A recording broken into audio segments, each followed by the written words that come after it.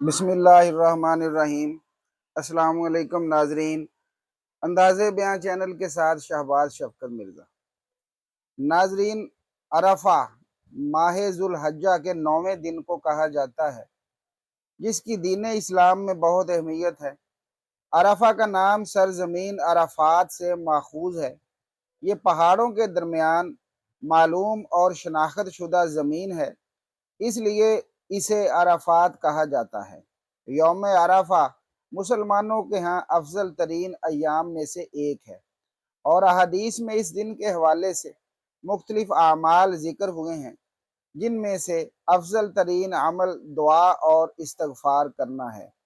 روایات میں ملتا ہے کہ یوم عرفہ اللہ تعالیٰ کی پہچان اور شناخت کا دن ہے، جس میں اللہ تعالیٰ نے اپنے بندوں کو اپنی عبادت اور اطاعت کی دعوت دی ہے۔ اس دن حجاج کرام میدان عرفات میں جمع ہوتے ہیں اور دعا اور استغفار کے ساتھ حج جیسے فریضے کی ادائیگی کی توفیق نصیب ہونے پر خدا کا شکر بجا لاتے ہیں۔ قرآن و سنت رسول میں ذی الحجہ کے پہلے 10 ایام اور ان میں بھی یوم عرفہ کی بڑی فضیلت بیان کی گئی ہے، لہٰذا ایک عقل مند انسان کے لیے ضروری ہے کہ ان دنوں کو ضائع نہ کرے اور اپنے لیے آخرت کی زاد راہ تیار کر لے۔ اس سفر کے لیے سامان جمع کرے جو انتہائی طویل ترین اور سخت ترین اور مشکل ترین ہے، ایسا سفر جس پر سب کو جانا ہے، چاہے کوئی اس کی تیاری کرے یا نہ کرے۔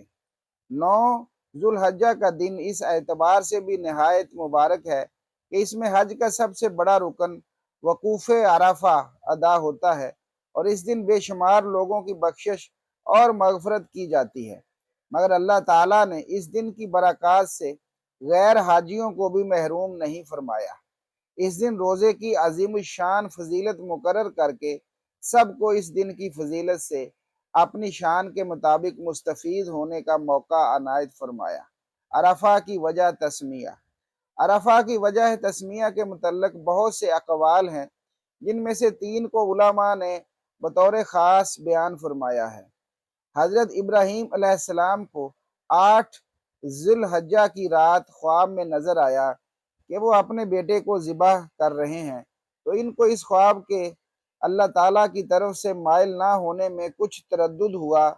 پھر 9 ذوالحجہ کو دوبارہ یہی خواب نظر آیا تو ان کو یقین ہو گیا کہ یہ خواب اللہ تعالیٰ کی طرف سے ہی ہے، کیونکہ حضرت ابراہیم علیہ السلام کو یہ معرفت اور یقین 9 ذوالحجہ کو حاصل ہوا تھا، اسی وجہ سے 9 ذوالحجہ کو یوم عرفہ کہتے ہیں۔ نمبر 2، 9 ذوالحجہ کو حضرت جبرائیل علیہ السلام نے حضرت ابراہیم کو تمام مناسک حج سکھلائے تھے، اور وہ اس دوران ان سے پوچھتے، عرفت یعنی جو تعلیم میں نے دی ہے، کیا تم نے اسے جان لیا؟ حضرت ابراہیم علیہ السلام جواب میں کہتے، عرفتو، ہاں میں نے جان لیا۔ آخر کار دونوں کے سوال و جواب میں اس کلمے کا استعمال اس جگہ کی وجہ تسمیہ بن گیا۔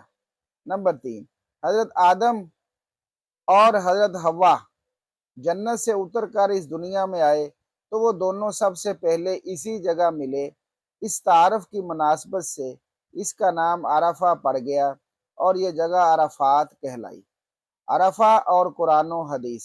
جس دن کی اللہ تعالیٰ نے قسم اٹھائی ہے، عظیم الشان اور مرتبہ والی ذات عظیم الشان چیز ہی کی قسم اٹھاتی ہے، اور یہی وہ یوم المشہود ہے جو اللہ تعالیٰ نے اپنے اس فرمان میں کہا ہے، قسم ہے اس دن کی جو حاضر ہوتا ہے اور اس کی کہ جس کے پاس حاضر ہوتے ہیں۔ یہ وہی دن ہے جس میں اللہ تعالیٰ نے اولاد آدم سے عہد میثاق لیا تھا۔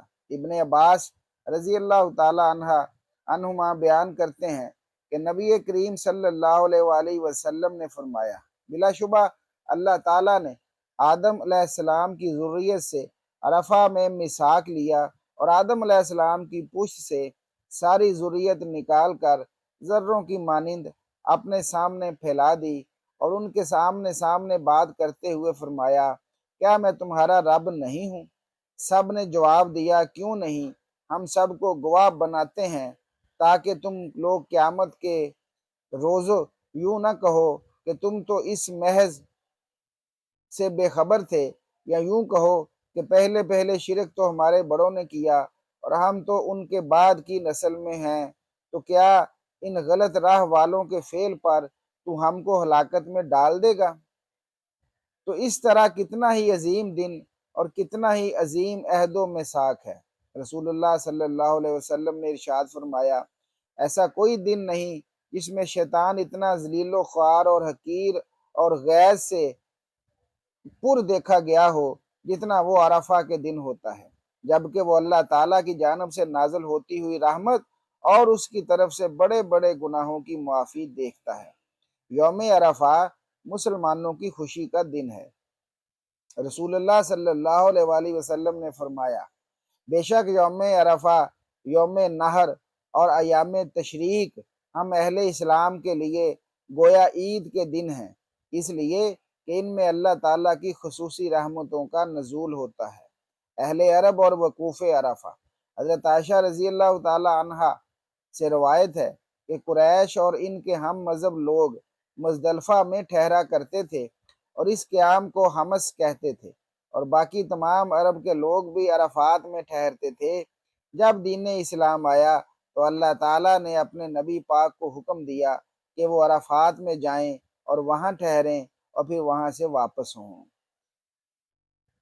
حضرت ابن مسیب سے روایت ہے کہ حضرت عائشہ رضی اللہ تعالی عنہ فرماتی ہیں، میں نے رسول اللہ صلی اللہ علیہ وآلہ وسلم کو ارشاد فرماتے سنا، اللہ تعالیٰ عرفہ کے دن سے زیادہ کسی دن اپنے بندوں کو دوزخ سے آزاد نہیں کرتا، اور اللہ تعالیٰ اپنے بندوں کے قریب ہوتا ہے، پھر فرشتوں کے سامنے اپنے بندوں پر فخر کرتے ہوئے فرماتا ہے کہ یہ سارے بندے کس ارادے سے آئے ہیں، گویا ان کے دل میں جو ارمان وارد ہوا ہو اسے پورا کر دیا جائے گا۔ حضرت ابو ہریرہ رضی اللہ تعالی عنہ سے ایک روایت میں یہ الفاظ وارد ہوئے ہیں، بے شک اللہ تعالیٰ اہل عرفات کے سبب آسمان والوں یعنی فرشتوں پر فخر فرماتا ہے اور ان سے کہتا ہے کہ میرے ان بندوں کو دیکھو، یہ میرے حضور پراگندہ بال اور گرد آلود آئے ہوئے ہیں۔ عرفہ کا روزہ، رسول اللہ صلی اللہ علیہ وسلم کا ارشاد گرامی ہے کہ میں اللہ تعالیٰ سے امید رکھتا ہوں کہ عرفہ یعنی 9 ذوالحجہ کا روزہ 1 سال گزشتہ اور 1 سال آئندہ کے صغیرہ گناہوں کا کفارہ بن جاتا ہے، اس لیے اس ثواب کا حاصل کرنے کی بھی کوشش کرنی چاہیے۔ اس دن دین اسلام کی تکمیل اور نعمتوں کا اتمام ہوا۔ حضرت عمر بن خطاب رضی اللہ تعالیٰ عنہ سے حدیث مروی ہے کہ ایک یہودی نے عمر بن خطاب سے کہا، اے امیر المومنین، تم ایک آیت قرآن مجید میں پڑھتے ہو، اگر وہ آیت ہم یہودیوں پر نازل ہوتی تو ہم اس دن کو عید کا دن بناتے۔ تو حضرت عمر رضی اللہ تعالیٰ عنہ کہنے لگے کہ وہ کون سی آیت ہے؟ اس نے کہا، الیوم اکملت لکم دینکم واتممت علیکم نعمتی ورضیت لکم الاسلام دینا۔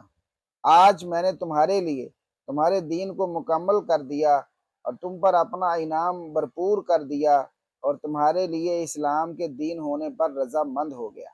تو حضرت عمر رضی اللہ تعالیٰ عنہ فرمانے لگے، ہمیں اس دن اور جگہ کا بھی علم ہے جب یہ آیت نبی کریم صلی اللہ علیہ وآلہ وسلم پر نازل ہوئی، وہ جمعہ کا دن تھا اور نبی اکرم صلی اللہ علیہ وسلم عرفہ میں تھے۔